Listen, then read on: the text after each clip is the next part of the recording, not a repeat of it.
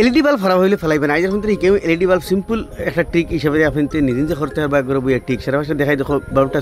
জ্বলেন না আর ও বাল্বের স্কুটির উল্টে মারবা বাল্বটা খুলিয়ে যাব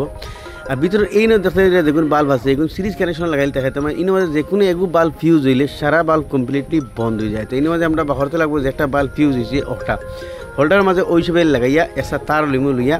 বাল্বর দো সাইডে যাবা কানেকশন আছে কানেকশনের মাঝে ওলা লাগাই যাইমু যেগু বাল্ব ওদের এগু ঠিক আছে